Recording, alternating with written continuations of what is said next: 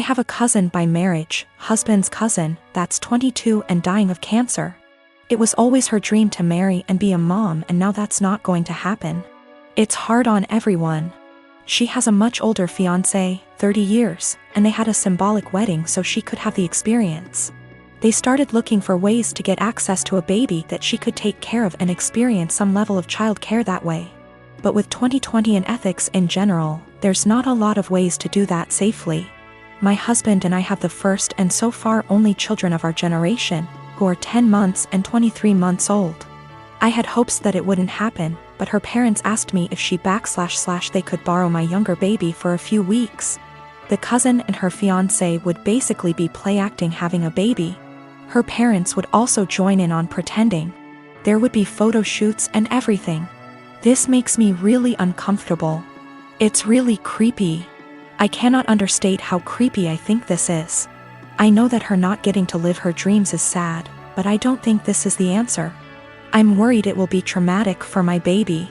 She's almost a year old and will, well, notice that her entire family will just vanish overnight for what will seem like forever.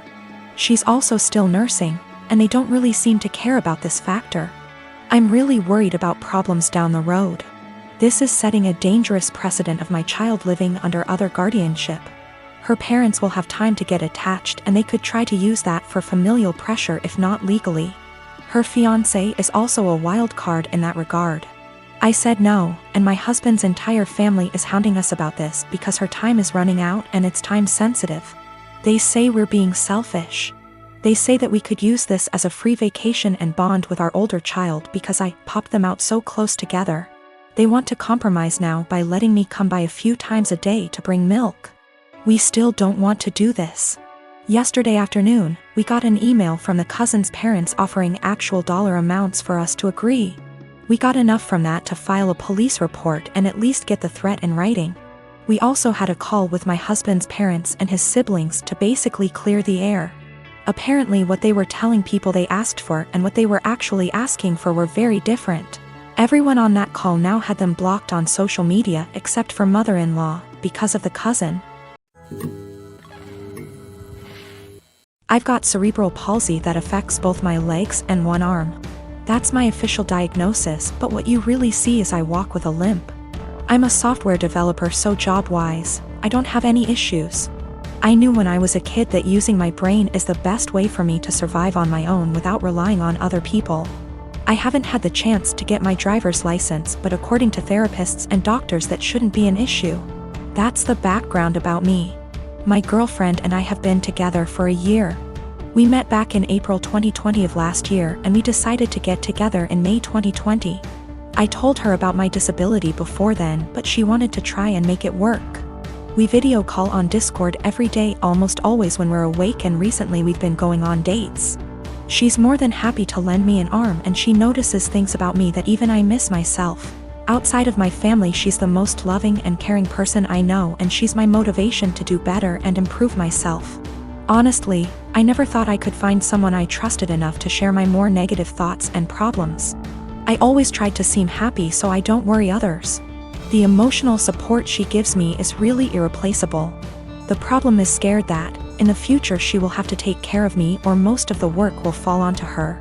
To make matters worse, her mom has been telling her for the past few weeks to break up with me because she can find better, and she doesn't want her to have the burden of caring for me. She's also really afraid that I will get arthritis early due to my cerebral palsy, and if that happens, a lot is going to be on her.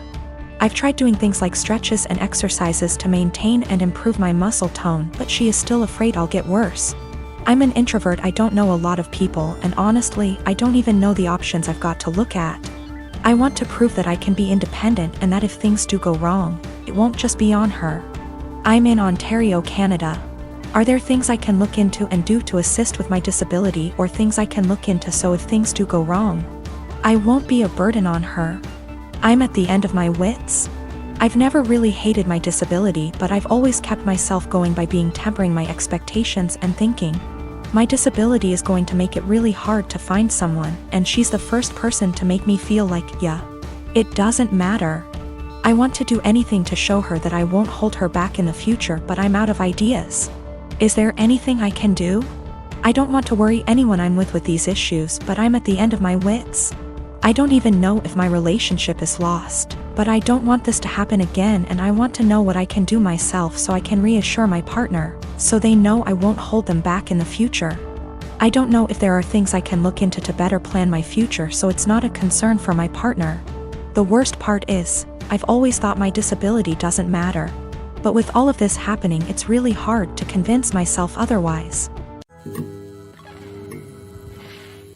Ex and I had way too young. We're friendly co-parents. One big rule we share is if our daughter breaks something, she pays for it. Now, sis and I are the only grandkids. Aunt never married. Instead, she worked with GMA and GPA at their Seams Tri-store, and took it over when they retired. Sis's girlfriend proposed last year.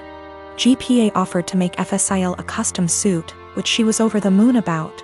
GMA had me ask Sis what her dream dress was and record the convo. Sis, thinking it was just between us, told me in great detail what her dream dress was, though said it was way too expensive. So she would get something much cheaper. Well, a few months later GMA surprised Sis with her dream wedding dress. It FOT perfectly and everyone cried. Sadly, GMA recently passed away, which hit us all hard. Sis was devastated, but decided that the dress meant GMA would still be there with us at the wedding. The issue comes in with C. She's very large, much larger than Sis. 3 days ago, we decided to go visit Sis and see how she was doing. It was great, but then C asked if she could try on the dress. Sis politely said no. C made a face, but dropped it. Later, we decided to go grab dinner. Sis and I went to pick up our orders, but C decided to stay and play with Sis's dog. We got back, and the dress was destroyed. C had apparently tried to get it on, popping some seams, and got stuck. Instead of waiting for help, she cut her way out. The dress was hacked to bits. Sis was devastated and asked us to leave. I grounded C and called Aunt with some pictures, asking if it could be saved. She said there was no. She said she'd make a new one, but it wasn't the same. Then she dropped the bomb on me. GMA had hand-sewed most of the dress, used super expensive fabric, and put almost 500 hours in making that dress. Since it was the only family wedding we'd have. In total, the dress cost $12,000, give or take. C has about $15,000 saved from various jobs, as well as winning writing competitions. This was supposed to help her in college. I took her to the bank and set in motion transferring all the funds, since as her parent I still have control over it. $12,000 to Aunt to pay for the new dress. $3,000 to my sister's wedding, as an emotional distress tax. I explained exactly why this was happening to C, but she sobbed the entire time, asking what was she supposed to do for college and saying it wasn't her fault. I told her she could get a job if she didn't get a scholarship. And it was her fault for trying on the dress after she'd been told no, and for not waiting until we got back. A few popped seams could have been fixed. Hacking the dress to pieces couldn't. C told my ex, and while she agreed C was in the wrong after the full story, said I shouldn't have ruined her future for a free dress. I reminded her of our rule, and she still thinks I'm wrong. $3,000, that was to make up to my sister that C destroyed the last gift our dead grandma ever gave her. I consider that part of the price of destroying the dress, since even if Aunt remakes it, it's lost a great deal of its sentiment value.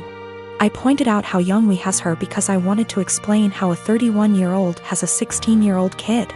I do not resent having her. She's the best thing I've ever done. I also brought up C's size because Sis has Crohn's disease and thus is very tiny. The dress was made her for size, and C is much larger than Sis. I love C as she is, but just holding the dress up, it was clear it wouldn't fit. The money was C's have fun at college money, not her college fund. My ex and I are paying for whatever scholarships don't. When she was asking what she would do for college, she was asking what did she do for fun and to buy things we didn't pay for. I got off the phone with my ex. I sent her the pictures, and she freaked. She apparently didn't believe me when I said it had been hacked apart, and believed it was just a few torn seams. She was pretty much on my side after. She told me that she spent the day badgering our daughter, asking her why she did what she did. And finally she cracked and said she was mad that grandma wasn't alive to make her a dress, and that it was unfair. My sister got a free beautiful dress as a reminder when my daughter got nothing. Despite the many things she was given after the funeral. She tried it on, took it off when the seams popped, and then in anger hacked it apart.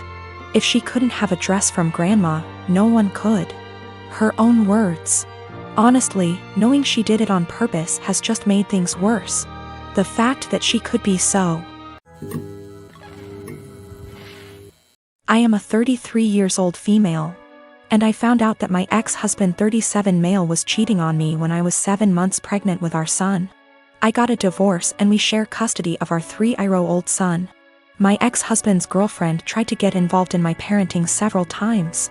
She even commented on my son's name implying that we should agree on a name we all want, not just what I wanted. And tried to dictate what he should and shouldn't have. As a result, she started throwing stuff of his that I paid for myself. Honestly, it's frustrating because I'm barely getting by with the money I have and cannot afford to buy replacement for all the stuff she throws but my ex-husband says it's her house and she gets to decide what can and can't enter. I made a crochet blanket for my son with his name on it. This blanket is special to me, and the tools I used to be able to make it cost me money. Not to mention the time and effort it took to get it down. I sent my son to stay with his dad days ago, and he wanted to take the blanket with him to sleep with it. I don't know exactly what happened, but when I came to pick him up he told me his dad's girlfriend took it away from him and threw it out, leaving him with no blanket to sleep with at night as punishment for him for not accepting the one she offered. I was furious. I called his dad but he hung up on me. I sent him a text explaining the situation, but he texted back telling me that I should stop the drama and go look for a job if I have so much free time on my hand, instead of picking on his girlfriend. I felt frustrated. I visited his family who are good to me and told them about what their son's girlfriend did. Now it's worth mentioning that she's been working hard for their approval and to get on their good side. They were shocked to know about what she did. They all flipped out on her and started calling her out. My sister-in-law took it further by putting this on social media, which made other family members see what she did. My ex-husband called me yelling about my pathetic attempt to turn his family against his girlfriend. I could hear her freaking out in the background while he was lashing out at me, saying I ruined every chance she had to have a good relationship with her future in-laws. I hung up and felt absolutely horrible, even though I was just venting to his family about what happened and felt frustrated. I'm not sure anymore since the whole family aren't speaking to her that might have a lasting impact on their relationship with her.